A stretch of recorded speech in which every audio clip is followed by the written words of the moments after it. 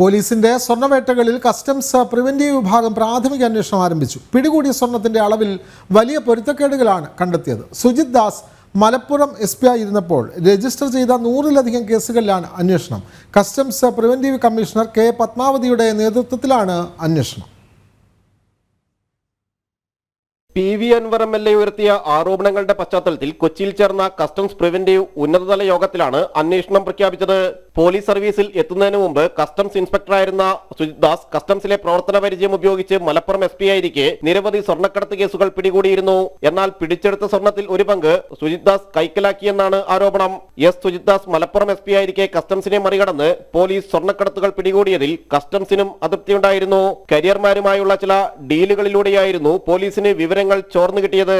കരിപ്പൂർ വിമാനത്താവളത്തിന് പുറത്തുനിന്ന് പോലീസ് പിടികൂടിയ കള്ളക്കടത്ത് കേസുകളുടെ വിവരങ്ങൾ കസ്റ്റംസിന് പിന്നീട് കൈമാറിയ കേസുകളുടെ വിശദാംശങ്ങൾ, കോടതിയുടെ പരിഗണനയിലുള്ള സ്വർണ്ണക്കടത്ത് കേസുകൾ എന്നിവയാണ് കസ്റ്റംസ് പ്രിവന്റീവ് വിഭാഗം പരിശോധിക്കുന്നത്. Customs preventive chief commissioner K പത്മാവതിയുടെ നേതൃത്വത്തിലാണ് അന്വേഷണം. Kochi preventive additional commissioner Jomy Jacob, joint commissioner Jopaul Mampally, Kozhikode zonal deputy commissioner Ananthakumar എന്നിവരും പ്രത്യേക അന്വേഷണ സംഘത്തിലുണ്ട്. സുജിത് ദാസ് മലപ്പുറം SP ആയിരിക്കെ 100-ലധികം കേസുകൾ രജിസ്റ്റർ ചെയ്തിരുന്നു. പോലീസ് പിടികൂടിയ സ്വർണത്തിന്റെ അളവിൽ വലിയ പൊരുത്തക്കേടുകൾ ഉണ്ടായിരുന്നു. കസ്റ്റംസിനെ മറികടന്നുള്ള പോലീസിന്റെ സ്വർണ്ണവേട്ടകൾ ദുരൂഹമാണ്.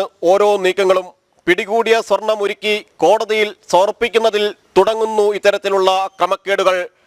കസ്റ്റംസിന്റെ പ്രിവന്റീവ് വിഭാഗം സമഗ്ര അന്വേഷണത്തിലൂടെ യഥാർത്ഥ വസ്തുതകൾ പുറത്തുവരുമെന്ന് തന്നെ പ്രതീക്ഷിക്കാം. ജിജീഷ് കരുണാകരൻ, ജനം, കൊച്ചി.